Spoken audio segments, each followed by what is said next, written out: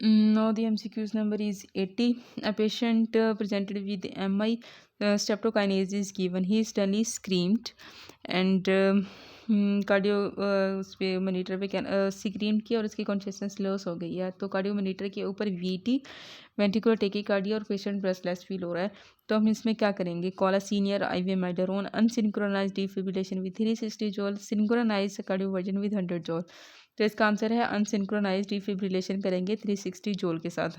अगर बाईफेजिक होता है तो फिर 100 से 200 जॉल वाला यूज़ करते हैं। 350 यूज़ करते हैं। एक मोनोफेजिक डिफिब्रिलेटर है। अगर बाईफेजिक है तो 100 से 200 यूज़ करते हैं। और इस टॉपिक के अंदर इसमें बताया कि वैसे तो बहुत सारे इसके स्टेप्स होते हैं कि कॉल फॉर हेल्प और ये वाली चीज़ होनी चाहिए, लेकिन यहाँ पे हमारे पास एग्ज़ाम में जो उसने पूछा है तो उसी के अकॉर्डिंगली हमने आंसर करना है।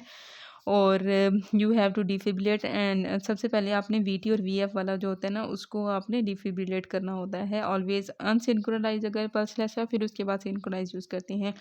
कार्डियो वर्जन और डिफिब्रिलेशन के अंदर क्या डिफरेंस है? जो कार्डियो वर्जन होता है ये एक प्लान्ड प्रोसीजर है, जिसमें हम क्या करते हैं, प्लान्ड प्रोसीजर है, सिंक्रोनाइज्ड है, लो एनर्जी यूज़ हो रही है, लेस डैमेज करता है मायोकार्डियम को, यूज़ करते हैं all types of arrhythmias except VT और VF। जबकि जो डिफिब्रिलेशन है ये इमरजेंसी बेस्ड जो प्रोसीजर्स होते हैं उसमें यूज़ करते हैं। अनसिंक्रोनाइज्ड है, हाई एनर्जी, मोर डैमेज करता है मायोकार्डियम को, और साथ में VT और VF के अंदर हम इसको यूज़ कर रहे होते हैं डिफिब्रिलेटर को। शॉक की क्या इंडिकेशंस होती हैं? Haemodynamically instability which means signs of unstable arrhythmia है, ठीक है। अनस्टेबल अरिथमियाज के साइन हैं, chest pain, shortness of breath है, हाइपोटेंशन की स्टेट, कन्फ्यूजन में लॉस ऑफ कॉन्शियसनेस हो गई है। तो ये हमारे पास शॉक की इंडिकेशन आती हैं। Which one of the following is a restrictive lung disease? COPD, scoliosis, asthma, bronchoconstriction. बाकी सारी जो डिजीजेज हैं ये ऑब्स्ट्रक्टिव लंग डिजीज हैं, जबकि जो स्कोलियोसिस है ये रिस्ट्रिक्टिव लंग डिजीज़ है। अब दोनों के अंदर डिफरेंस देख लेते हैं। जो ऑब्स्ट्रक्टिव लंग डिजीज़ होती है इसके अंदर एयर फ्लो में रिडक्शन है, जबकि जो रिस्ट्रिक्टिव होती है उसके अंदर लंग्स वॉल्यूम कम हो जाता है और इसमें क्या होता है, एक्सेलेशन पे इशू आ रहा है, shortness of breath in exhaling, और यहाँ पे difficulty in taking air in. और फिर इसके बाद एग्जांपल्स हैं हमारे पास ऑब्स्ट्रक्टिव की। एग्जांपल्स में COPD, एस्थमा और ब्रोंकिएक्टेसिस आ जाती हैं।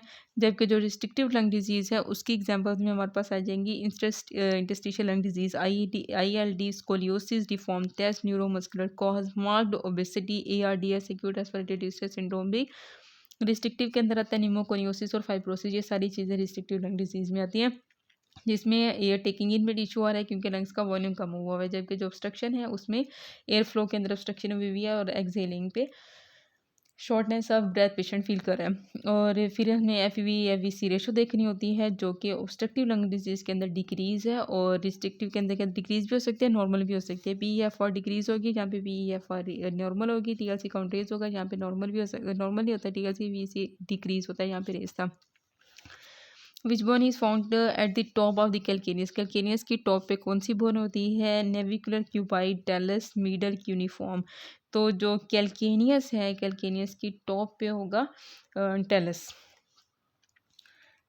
तो ये आपने बोन्स जहाँ से देख लेते हैं 3-4 times to solve the answer, ठीक है। एक old man with pyogenic meningitis on vancomycin and ceftriaxone has not had any improvement in the state of consciousness and serum creatinine raised है। what is most likely the cause of renal failure? renal failure का क्या cause है? पाइजेनिक meningitis का patient है तो उसका जो है ना रीनल फेलियर किसने कॉज करवाया? रीनल स्टोन से, कॉम्बिनेशन ऑफ वेंकोमाइसिन और सेफ्ट्राइक्सोन से, प्री रीनल एजोटीमिया, डिहाइड्रेशन की वजह से उसको रीनल फेलियर हो गया, या UTI? तो प्री रीनल एजोटीमिया से जो कि डिहाइड्रेशन की स्टेट की तरफ है तो वो ये स्टेट ले जाती है रीनल फेलियर की तरफ। तो इनमें वेंकोमाइसिन का यूज़ पे है पेशेंट, और साथ में या कोई रीनल स्टोन वगैरह ये कंडीशंस नहीं लेके जाती रीनल फेलियर की तरफ। डिहाइड्रेशन जिसको रीनल एजिटेमिया है वो लेके जाता है इसकी तरफ, रीनल फेलियर कॉज करवा देगा। In a bed-bound patient who is not having an oral intake, rise in creatinine levels raise and urea K is usually due to the dehydration. Dehydration के bedridden patients के अंदर urea creatinine raise आ रहे होते हैं dehydration की वजह से, तो which settles with rehydration। तो रीनल फेलियर कौन करवा रहा है? डिहाइड्रेशन से हो रहा है। अब प्रेग्नेंट फीमेल है ऑन मेटफॉर्मिन पे और सल्फोनाइलूरिया पे है फॉर द लास्ट 3 मंथ से, has no improvement in HbA1c, what will you suggest? तो अब आप उसको क्या देंगे? Shift to insulin, add insulin with metformin and stop sulphonylurea, strict diet करें कंट्रोल में, रेफर टू द एंडोक्राइनोलॉजिस्ट। तो अब आपने इसको क्या करना है, आपने मेटफॉर्मिन के साथ इंसुलिन स्टार्ट कर देना है, सल्फोनाइलूरिया को स्टॉप कर देना है। Metformin is considered relatively safe in pregnancy. Pregnant female है ना, तो मेटफॉर्मिन सेफ होती है, does not cause hypoglycemia, but when this can not control sugar levels well then insulin, जब ये शुगर लेवल्स को नहीं अच्छा मेटफॉर्मिन प्रेगनेंसी में कंट्रोल करी तो फिर आपने इसके अंदर इंसुलिन ऐड कर देनी है along with the metformin. Patients treated with, तो आपने फिर इसमें इसने ये कहा कि अगर मेटफॉर्मिन से नहीं अच्छे लेवल शुगर के कंट्रोल हो रहे हैं तो अब आपने क्या करना है, आपने इसको इंसुलिन ऐड कर देनी है। Patients treated with insulin and metformin comparatively had better glucose levels control than patients treated with insulin alone. तो इंसुलिन अलोन से इतना अच्छा रिजल्ट नहीं आएगा, मेटफॉर्मिन साथ देंगे तो उससे अच्छे लेवल्स कंट्रोल हो रहे हैं। Sulphonylurea long side insulin increases chances of hypoglycaemia, अगर आप सल्फोनाइलूरिया दे रहे हैं इंसुलिन के साथ तो इसकी वजह से हाइपोग्लाइसीमिया के लेवल्स के चांसेस हो सकते हैं। Stab into the apex of the femoral triangle will damage, अगर फेमरल ट्रायंगल की एपिक्स के ऊपर स्टैब इंजरी हुई है तो इससे क्या डैमेज होगा? Femoral artery, femoral vein, superficial circumflex artery, तो फेमरल आर्टरी जो होगी वो डैमेज होगी फेमरल ट्रायंगल में, एपिक्स ऑफ फेमरल ट्रायंगल पे।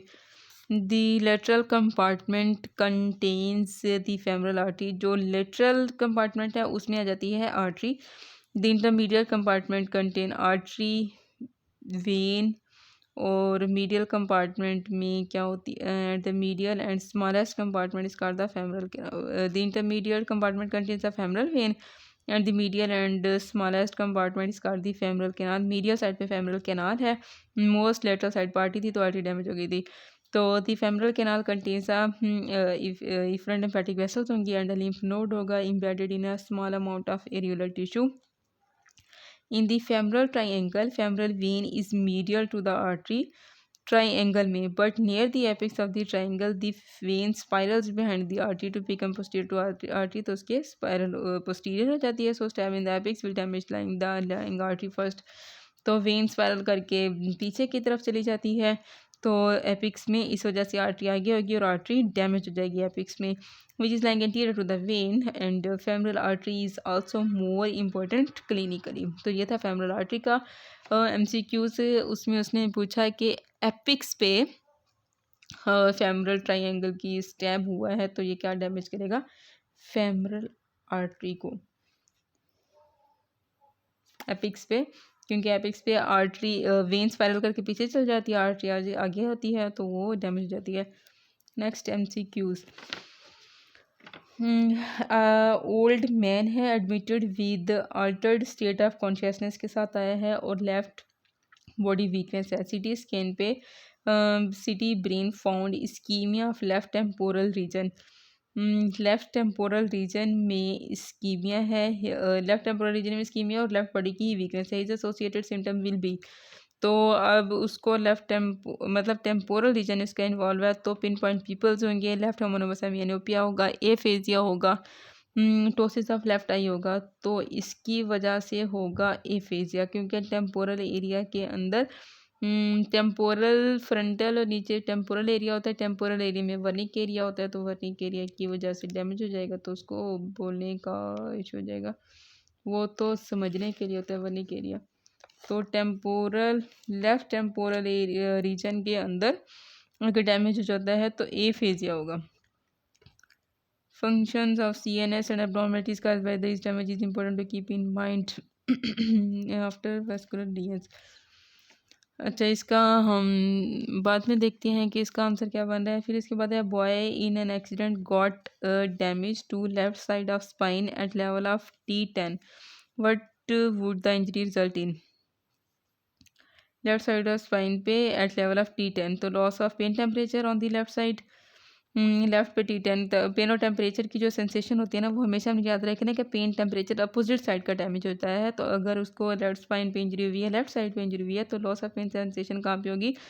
लेफ्ट साइड पे process absorption on the right side पे, loss of pain temperature right side पे, तो ये राइट वाला आंसर ठीक है कि loss of pain sensation on the right side होगी। Most characteristic feature of the migraine, migraine में क्या होता है, लेटलाइजेशन होगी, थ्रोबिंग हेडेक होगा, मॉर्निंग हेडेक होगा, और जो मिग्रेन होता है ना उसमें ऑरा की सेंसेशन आने लग जाती है इस वजह से। तो मोस्ट कैरेक्टरिस्टिक फीचर मिग्रेन का ऑरा है। हेडेक की टाइप, साइनस से हेडेक, क्लस्टर हेडेक, टेंशन से टेंशन हेडेक और मिग्रेन।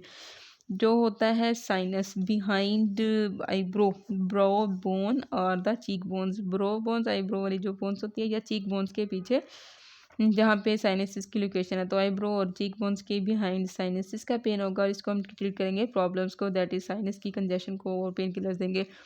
जो क्लस्टर हेडेक होता है ये 1 आई के अराउंड होता है, ठीक है। क्लस्टर हेडेक अराउंड 1 आई होगा। ट्रीटमेंट में हमने हाई फ्लो ऑक्सीजन देते हैं, हाई फ्लो ऑक्सीजन देकर ट्रीटमेंट है क्लस्टर हेडेक में।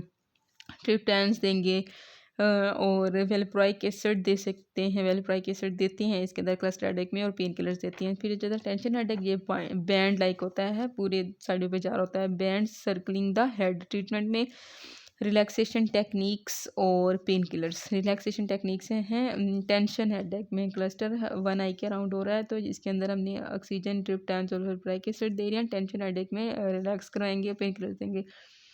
मिग्रेन का पेन है एंड नोजिया की सेंसेशन होता है। विजुअल चेंजेस ऑरा इसके अंदर आता है, तो ट्रीटमेंट में ट्रिप्टैन्स भी देंगे, वेलप्रोइक एसिड देंगे, और ट्रिगर्स को अवॉइड करना होता है।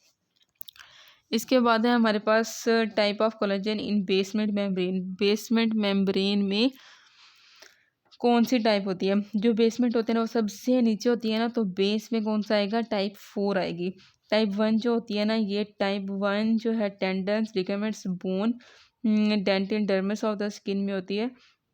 टाइप 1 जो होती है ये ऊपर ऊपर स्किन की लेयर्स, ये जो dermis of layers, tendons, ligaments में होती है।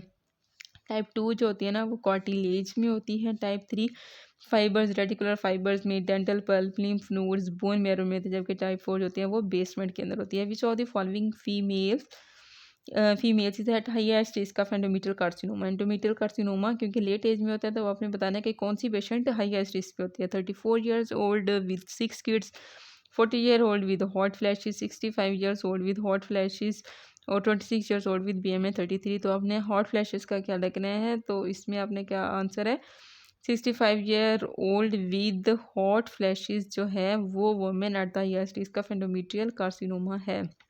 रिस्क फैक्टर एंडोमेट्रियल कार्सिनोमा के लिए क्या होते हैं, उसका निमोनिक है ओल्ड नन। तो ये हाई रिस्क पे हैं। ओ से ओबेसिटी है, तो ओबेसिटी की वजह से एंडोमेट्रियल कार्सिनोमा का रिस्क है। एल से लेट मीनोपॉज, डी से डायबिटीज़, एंड से न्यूप्लेजिया, कैंसर, ओवेरियन, ब्रेस्ट या कोलन कैंसर, कोई भी कैंसर है तो वो ये कंडीशन लेके जा रहा है इसकी तरफ, एंडोमेट्रियल कार्सिनोमा की तरफ। यू से unopposed estrogen, PCOS, anovulation, HRT। N से है नलीपैरिटी, अनअपोज्ड एस्ट्रोजन के levels, PCOS, anovulation, HRT। Unopposed estrogen, PCOS होते हैं इसके अंदर हैं, और anovulation, HRT, nulliparity. These are the things which lead to the endometrial carcinoma. 65-year-old lady with hot flashes falls in the category of late menopause, so she has the highest risk. Although option D has the young obese lady, but she is too young to present at the high risk. Ejection fraction will be increased with increase in stroke volume, increase in end-diastolic volume, decrease in stroke volume, atrial fibrillation. तो increase in stroke volume, cardiovascular physiology, ejection fraction है stroke volume divided by the end diastolic volume. So increase stroke volume increase कर देता है ejection fraction को। Ejection fraction will be increase with increase in stroke volume. अगर stroke volume ज़्यादा है तो ejection fraction हो जाएगी ज़्यादा, क्योंकि इजेक्शन फ्रैक्शन का फार्मूला होता है stroke volume divided by the end diastolic volume. तो स्ट्रोक वॉल्यूम इंक्रीज होगा तो इजेक्शन फ्रैक्शन ज़्यादा हो जाएगा। फिर है जी, blood brain barrier is formed by gap junctions between endothelial cells of brain vessels, tight junctions between endothelial cells of the brain vessels, tight junctions between CNS vessels and neurons, desmosome lining the brain blood supply. तो blood brain barrier किससे बनता है, tight junctions होते हैं। ये बात याद रखनी है, ब्रेन के अंदर टाइट जंक्शंस होते हैं brain between the endothelial cells of the brain vessels के एंडोथीलियल सेल्स में। ब्रेन वेसल्स के एंडोथीलियल सेल्स में टाइट जंक्शन होते हैं, तो वो ब्लड ब्रेन बैरियर होता है। Tight junction between endothelial cells और brain vessels type of focus is a highly selective blood brain barrier. Highly selective semi permeable membrane है, बैरियर है that separates circulating blood from brain and extra cellular fluid in the CNS। Is a highly selective semi permeable membrane है जो कि separates करती है circulating blood को, that separate circulating blood from brain and extracellular fluid in the CNS. Barrier also includes thick basement membrane, astrocytic and feet से astrocytic and feet भी इसके अंदर होता है। allowed substances और restricted substances।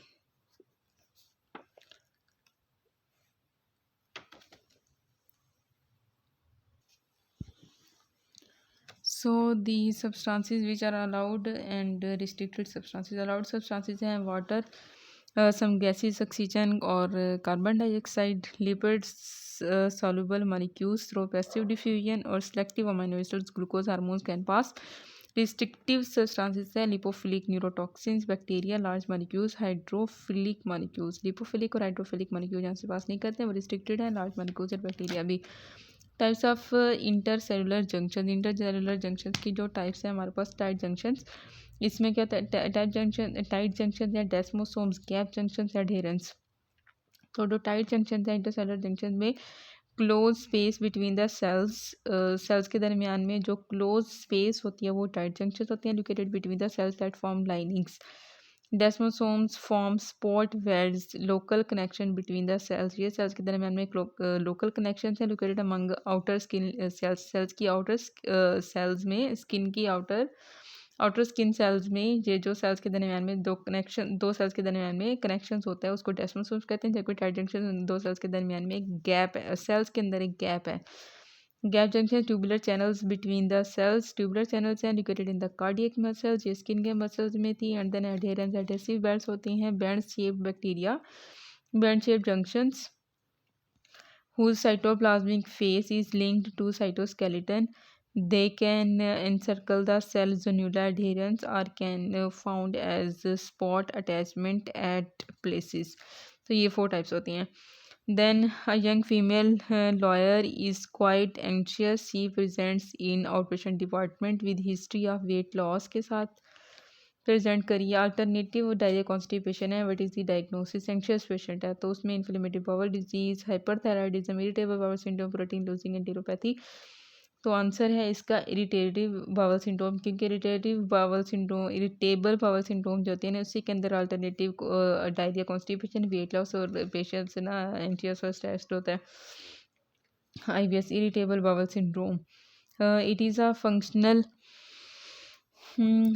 bowel disorder, functional disorder है characterized by the abdominal pain or discomfort and altered bowel habits होती हैं in the absence of detectable structural abnormalities। क्योंकि structural abnormality नहीं होती, ये functional defect होता है। diagnosis usually clinical होता है with no specific test।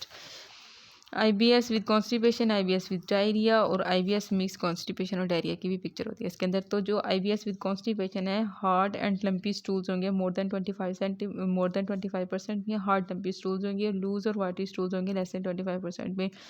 और जो IBS विद डायरिया है उसमें hard and lumpy stools less than 25% होंगे, जो लूज वाटरी स्टूल्स होंगे वो मोर देन 25% होंगे। IBS मीन्स कॉन्स्टिपेशन और डायरिया की भी पिक्चर है, उसके अंदर क्या चीज़ होगा, hard lumpy stools less than 25% हो गए और लूज और वाटरी स्टूल्स भी लेस देन 25%। इसके अंदर दोनों चीज़ें लेस देन 25% हो जाती हैं। IBS अनसर subtype constipation plus diarrhoea, hard lumpy stools more than 25, ये भी मोर देन 25।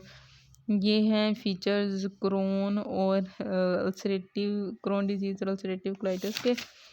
और इसके अंदर उसने पहले क्वेश्चन क्या पूछा, young college student presented with bloody diarrhoea है, urgency abdominal pain left sided है, फीवर है और नक्टर्नल उसको डायरिया होता है। He tells that he was on vacation with his friends and smoking reduce he symptoms. Smoking से symptoms reduce हो रहे हैं। तो ये कौन सा डायग्नोसिस है, क्रोन्स है, अल्सरेटिव कोलाइटिस है, गैस्ट्रोएंटराइटिस है, इरिटेबल बाउल सिंड्रोम है। तो इसका आंसर होगा अल्सरेटिव कोलाइटिस, क्योंकि अल्सरेटिव कोलाइटिस जो होता है ना वो स्मोकिंग के साथ रिड्यूस हो रहा होता है। तो इन दोनों का डिफरेंस देख लेते हैं। क्रोन और अल्सरेटिव कोलाइटिस का। क्रोन डिजीज़ की site of origin, crown disease होगी टर्मिनल आइलियम पे, और जो अल्सरेटिव कोलाइटिस होता है ये रेक्टम में होती है। अल्सरेटिव कोलाइटिस डिस्ट्रीब्यूशन क्रोन की माउथ टू एनस, और जबकि अल्सरेटिव रेक्टम प्लस कोलन में। स्प्रेड डिसकंटिन्यूस है, स्किप लीजन्स होते हैं क्रोन के अंदर, जबकि अल्सरेटिव के अंदर कंटिन्यूस लीजन्स होते हैं। ग्रॉस फीचर्स में फोकल एफ्थस अल्सर्स बने हुए होंगे, गट में लीनियर फिशर्स होंगे, और कोबल स्टोन अपीयरेंस होगी। फोकल एफ्थस अल्सर्स होंगे, कोबल स्टोन की अपीयरेंस होगी, थिकन्ड बावल होगी, क्रीपिंग फैट। जबकि अल्सरेटिव के अंदर एक्सटेंसिव अल्सरेशन होगी और सूडोपोलिप्स बन जाएंगे। सिम्टम्स ऑफ क्रोन में क्रोनिक डायरिया होगा, फीवर होगा, वेट लॉस होगा, स्टिक्चर्स होंगी, हाँ स्टिक्चर्स बने हुए होंगे, ऑब्स्ट्रक्टिव सिम्टम्स होगी, फिस्टुलास बने हुए होंगे, फिस्टलाइजेशन, रिकरेंट यूटीआईज होंगे, निमोनिया होगा, पीसीओज होगी और अब्सेस होगी। पीसीओज और अब्सेस होगी। ये जो क्रोनिक डिजीज़ है, जबकि अल्सरेटिव कोलाइटिस के सिम्टम्स में टेनेस्मस, क्रोनिक ब्लडी डायरिया, क्रैम्प्स होंगे। क्रोनिक ब्लडी डायरिया, टेनेस्मस और क्रैम्प सिर्फ ये फीचर्स अल्सरेटिव के, जबकि जो क्रोन डिजीज़ है उसके अंदर उसको chronic diarrhoea, fever, weight loss, strictures, obstructive symptom, fistula, recurrent UTIs, pneumonia, PCOS, abscess वगैरह होगी। माइक्रो में नॉन कसेटिंग ग्रेनुलोमास, जबकि यहाँ पे जो अल्सरेटिव उसमें क्लिफ्ट बन जाते हैं, क्लिफ्ट अब्सेस होती है। इन्फ्लेमेशन में हम देखेंगे इन्फ्लेमेशन ट्रांसम्यूरल होती है, क्रोन डिजीज में म्यूरल लेयर्स को इन्वॉल्व करी होती है, जबकि ये सिर्फ म्यूकोजा सब म्यूकोजा तक लिमिटेड है। कॉम्प्लिकेशन में स्ट्रिक्चर्स बन जाएंगी, स्टिंग साइन होगा, बेरियम स्टडीज़ पे अब्सेस होगी, साइनस ट्रैक्स बन जाएंगे, ऑब्स्ट्रक्शन होगी, फिस्टुलास होगी, जबकि यहाँ पे अल्सरेटिव कोलाइटिस मेगा कोलन काज करवा देती है।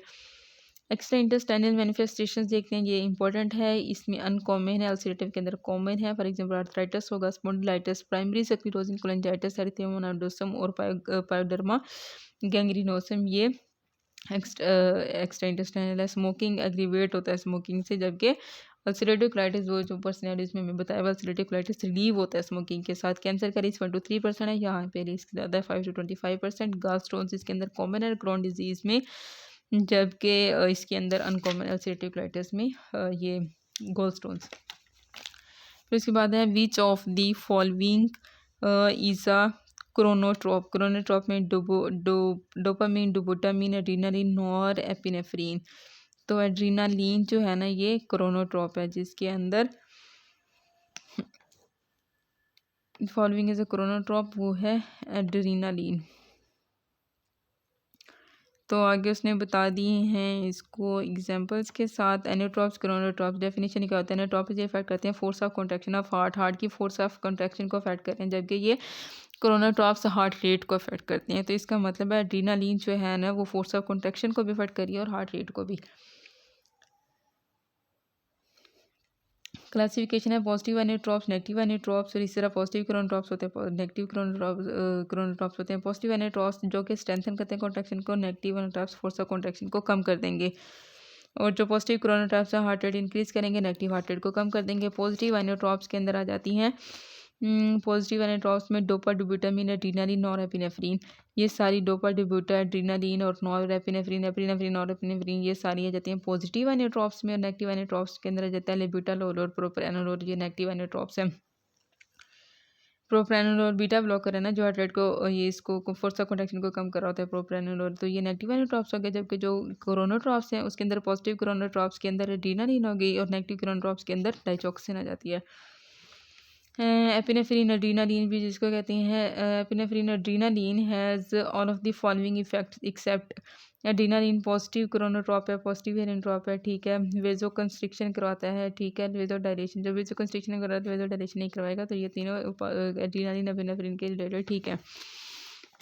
हाँ यंग फीमेल विद मेनोरेजिया के साथ है और इजी ब्रूसिबिलिटी भी है, ठीक है। Comes to you for checkup, her PTA normal but she has isolated thrombocytopenia, उसको आइसोलेटेड थ्रोम्बोसाइटोपिनिया है। और her exam is unremarkable, what is the likely diagnosis, examination unremarkable है। तो अगर इजी ब्रूसिबिलिटी पीटीए नॉर्मल है और फिर भी उसको थ्रोम्बोसाइटोपिनिया, तो उसको आईटीपी है, इडियोपैथिक थ्रोम्बोसाइटोपेनिक परप्यूरा, आईटीपी है, टीटीपी है, डीएसी है, हेमोफीलिया, तो इसका आंसर इज द आईटीपी। तो इसका हम डिफरेंस देख लेते हैं आईटीपी, टीटीपी और डीआईसी का। पैथोजेनेसिस आईटीपी में एंटी प्लेटलेट एंटीबॉडीज, जबकि टीटीपी थ्रोम्बोटिक थ्रोम्बोसाइटोपेनिक परप्यूरा, इसके अंदर क्या चीज़ होता है, एंडोथेलियल डिफेक्ट होता है। जबकि डीआईसी के अंदर थ्रोम्बिन एक्सेस होगा, डीआईसी में थ्रोम्बिन एक्सेस होगा। तो क्लिनिकली आईटीपी का जो इडियोपैथिक थ्रोम्बोसाइटोपेनिक परप्यूरा का पेशेंट है उसके अंदर सिर्फ फिजिबिलिटी उसने बताई गया है, अदरवाइज पेशेंट जो है ना वो सिक नहीं होता, बाकी दोनों में पेशेंट सिक होता है। रेड सेल्स आईटीपी में नॉर्मल होंगे, जबकि टीटीपी में शिस्टियोसाइट्स हेलमेट सेल्स की अपीयरेंस होंगी, जहाँ पे शिस्टियोसाइट्स बन जाती हैं, इसकी अपीयरेंस आ जाती है। जबकि पीटीआईएनआर नॉर्मल है। पीटी एपीटीटी और पीटीआईपीटीटी उसने ऊपर ही बता दिए थे कि जो आईटीपी है इसके अंदर नॉर्मल होते हैं पीटीआईएनआर। तो जो टीटीपी है, टीटीपी में नॉर्मल भी हो सकते हैं, इंक्रीज भी हो सकते हैं। डीआईसी तो ऐसे स्टेट है जिसमें हर चीज़ इंक्रीज हुई होगी, इसमें नॉर्मल भी हो सकते हैं, इंक्रीज भी हो सकते हैं। फिब्रिनोजिन का लेवल्स देखेंगे वो नॉर्मल होगा, टीटीपी में भी नॉर्मल, डीआईसी के अंदर फिब्रिनोजिन डिक्रीज हो जाती है। फिब्रिन मोनोमर्स नॉर्मल हैं, स्लाइटली इंक्रीज हैं, स्लाइटली इंक्रीज है, यहाँ पे तो इंक्रीज हो गई। Fibrin degradation products normal, slightly increase और डी डाइमर्स इसके अंदर तो स्पेशली इंक्रीज होंगे, यहाँ पे नॉर्मल स्लाइटली इंक्रीज। थेरेपी में आईटीपी की थेरेपी में स्टीरॉइड्स देंगे, आईवीआईजी स्प्लीनेक्टमी करेंगे। और जबकि ये जो है टीटीपी इसके अंदर प्लाज्मा एक्सचेंज करेंगे, विनक्रिस्टन वो जो होती है माइटोसिस इनहिबिटर्स, ये विनक्रिस्टन देनी है। और डीआईसी के अंदर प्लाज्मा की प्लेटलेट की ट्रांसफ्यूजन करनी है एंड एंटी थ्रोम्बिन 3 आपने देना है। 100 MCQs है पेपर 1 का। ड्राई कफ है, डिस्निया है इन हाइपरटेंसिव पेशेंट के अंदर, हाइपरटेंसिव पेशेंट में डिस्निया है। And after starting new drug start करने पे, new drug 2 days back on examination rhonchi all over the chest भी प्रेजेंट है, रोनकाई है। Drug do you suspect to have cause this, atenolol, enalapril, amlodipine, हेटालजीन। तो जो dry cough और dyspnoea hypertensive patient के अंदर न्यू ड्रग जो करवा रही है वो है atenolol. If you have done classification, many people are see dry cough in statement and jump to the AC inhibitors. But remember that AC inhibitors and ARBs, angiotensin receptor blockers जो होते हैं वो cause करवाते हैं dry cough. But minimal findings are there in the chest examination and there is usually no dyspnea if cough is due to the beta blocker. Beta blocker से होता है there is no cough. It presents an asthma-like picture. So if history of asthma, rhonchi and respiratory distress is mentioned, respiratory distress भी mention है, do go for the beta blocker. And if scenario tell you that patient has a choking sensation with face lip swelling, go for the calcium channel blockers. तो उसको क्योंकि choking sensation की तरह का scenario हमने पीछे पढ़ा है, तो उसमें आपने क्या करना है, तो कैल्शियम चैनल ब्लॉकर आपने देने। So dry cough, not much dyspnoea, clear chest, ACE inhibitors. Dry cough है, not much dyspnoea, clear chest है तो एसी इनहिबिटर्स देंगे। ड्राई कफ बहुत ज़्यादा है, ड्राई कफ, प्रोनाउंस्ड डिस्निया, वीज, रोंकाई तो बीटा ब्लॉकर्स। डिस्निया के साथ चॉकिंग सेंसेशन है, लिप्स के स्वेलिंग है तो फिर आपने कैल्शियम चैनल ब्लॉकर्स देने हैं। तो यहाँ तक हो गए कंप्लीट 100 MCQs पेपर 1 के, और अभी बाकी रह जाएंगे 47 MCQs। ओके, वो हम करते हैं नेक्स्ट सेशन में।